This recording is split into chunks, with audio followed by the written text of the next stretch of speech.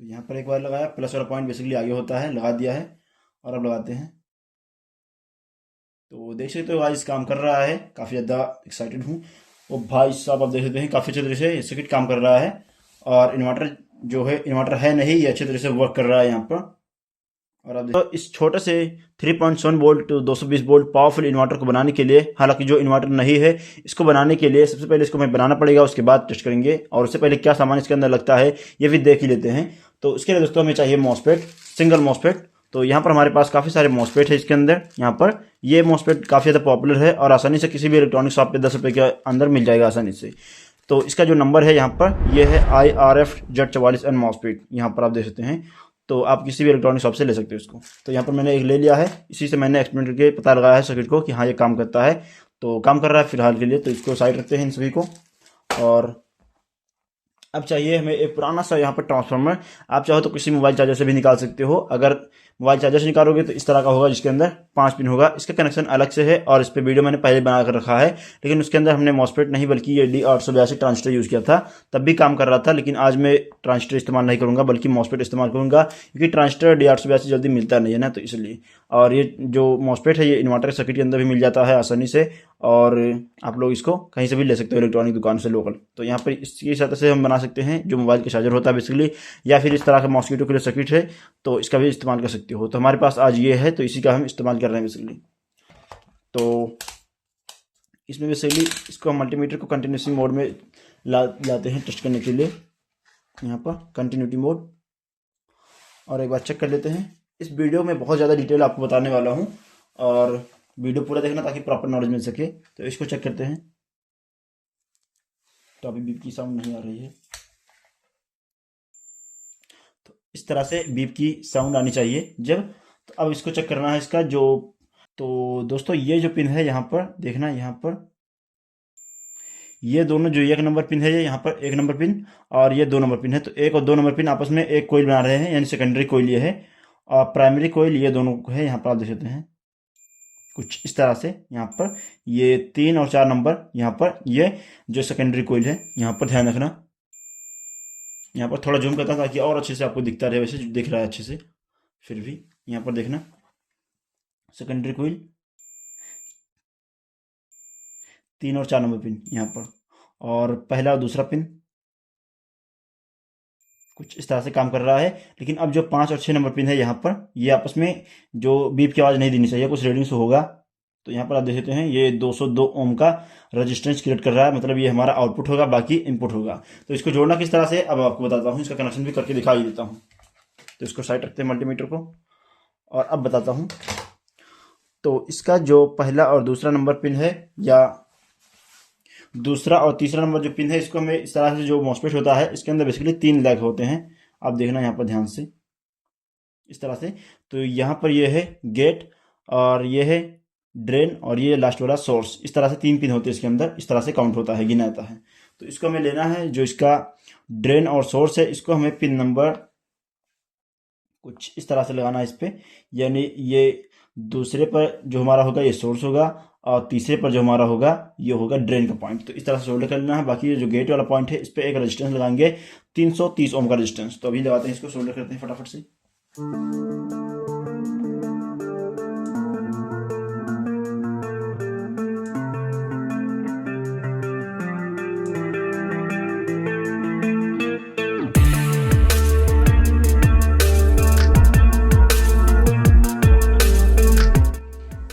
इस तरह से बाकी जो गेट वाला पॉइंट है, इसको यहाँ से सोल्डर कर देना है इस तरह से, वायर को निकाल के।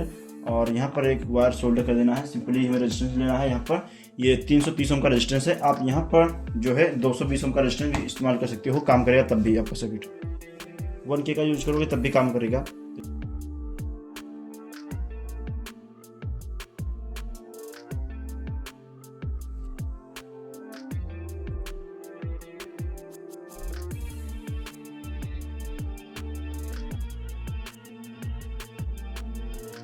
पर फर्स्ट के साथ ये पहला नंबर जो पिन है, इस पर जोड़ेंगे बैटरी का माइनस पॉइंट होगा, जहाँ से हमें 3.7 वोल्ट पावर देना है। ये बैटरी होने वाला है इसमें,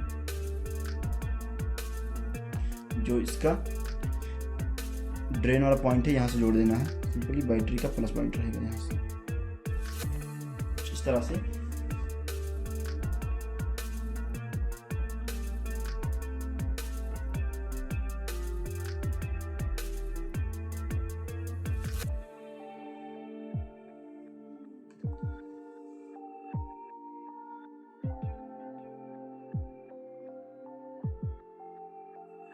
अब क्या करना है दोस्तों, इसको सिंपली हमें एक हीट सिंक लगाना है, वरना मॉसफेट जो है वो हीट होकर ख़राब हो सकता है। इस बात का यहाँ पर थोड़ा सा ध्यान दे देना है। जब सर्किट ऑक्सीडेट करता है यानी काम करने लगता है तो ये गर्म होता है और मॉसफेट ख़राब कर देता है। तो ये रहेगा तो थोड़ा ठंडा रखेगा इसको।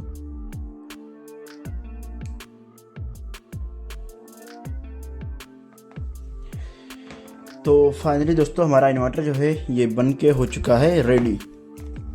अब टेस्ट करते हैं और देखते हैं ये काम करता है कि नहीं। उसके लिए दोस्तों हमें चाहिए एक यहाँ पर 220 वोल्ट ये 7 वाट में एलईडी बल्ब है यहाँ पर। इसकी अभी गारंटी भी है 1 साल की। तो यहाँ पर आप देख सकते हैं 7 वाट लिखा भी हुआ है साफ साफ। जैसे तो यहाँ पर 7 वाट लिखा हुआ है ये। तो अब इसको चेक करते हैं जलाकर। इसके लिए हमें एक होल्डर भी चाहिए, तो होल्डर लेते हैं सिंपली। इसके अंदर कोई झोल नहीं है, ये 100% वर्क करता है।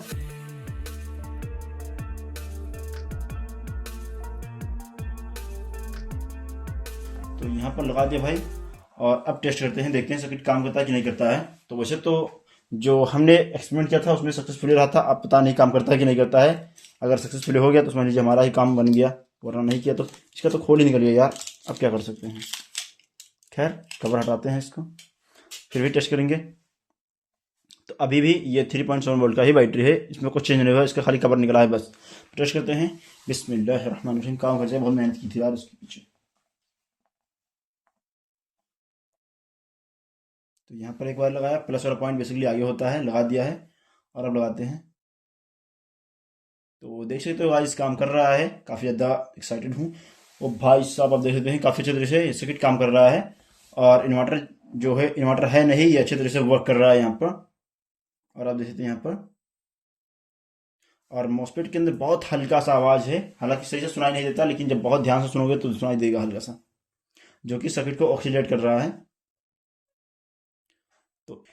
तो दोस्तों इसके पीछे अब देखते हैं इसके अंदर वाकई में 220 वोल्ट मिल रहा है कि नहीं मिल रहा है। मल्टीमीटर लेते हैं और इसको सेट करते हैं 200 वोल्ट यहाँ पर एसी पावर पे, और यहीं पर रखते हैं। इसके जो टर्मिनल्स हैं सिंपली लगाते हैं इसके अंदर, प्लग्स के अंदर कुछ इस तरह से लगा दिया है। और अब इसको देखते हैं पावर, देखते हैं कितना वोल्टेज एक्चुअल में हमें मिल रहा है यहाँ पर पावर।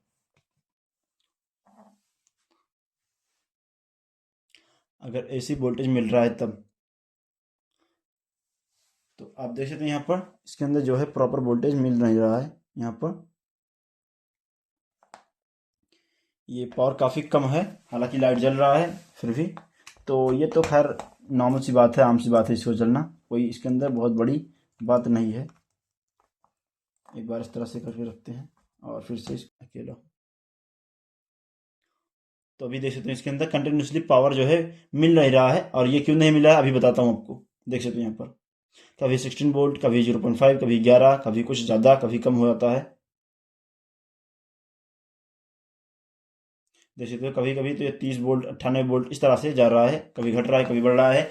अब ऐसा क्यों हो रहा है ये भी आपको बताता हूँ, इसके पीछे की सच्चाई क्या है। एक बार यहाँ पर लगा देते हैं इसके अंदर। अब इसके पीछे की एक बार सच्चाई देखो, यहाँ पर एक बार नॉर्मल जला देते हैं फिर से, ताकि कंफर्म हो जाए कि हाँ ये अभी काम कर रहा है, ख़राब नहीं हुआ है। तो ये ख़राब तो नहीं होगा, 100% वर्क करेगा। और जितनी बार आप ट्राई करोगे उतनी बार भी काम करेगा, ये ख़राब भी नहीं होगा जल्दी, क्योंकि इसके ऊपर कोई खास लोड नहीं है। इसके साथ हम कोई खास लोड भी नहीं चला सकते, ना तो मोबाइल चार्ज कर सकते हैं, ना कोई लाइट जला सकते हैं, कुछ नहीं कर सकते। बस नॉर्मली ये जो 7 वाट का एलईडी बल्ब है डेमो के लिए दिखा सकते हैं आपको।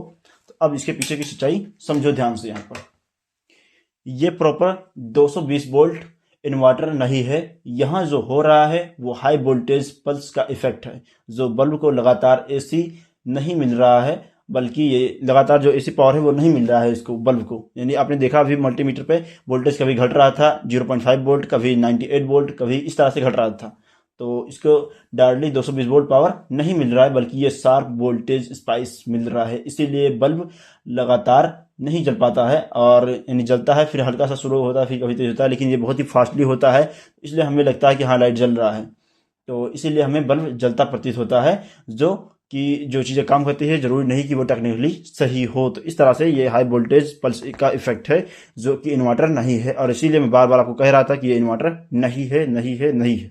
तो अगर आपको ट्राई करना है तो कर सकते हो, ये 100% वर्क करता है, लेकिन इसी हिसाब से आप कोई खास लोड नहीं ले सकते हो। तो दोस्तों, अगर आपको ऐसे ही रियल और ऑनेस्टी एक्सपेरिमेंट पसंद है तो चैनल को सब्सक्राइब कर लो, और कमेंट में बताओ कि अगला वीडियो किस टॉपिक पर चाहिए, क्योंकि हम इस तरह से ईमानदारी के साथ आपको वीडियो बनाते हैं और दिखा देते हैं कि किस तरह से ये काम करता है।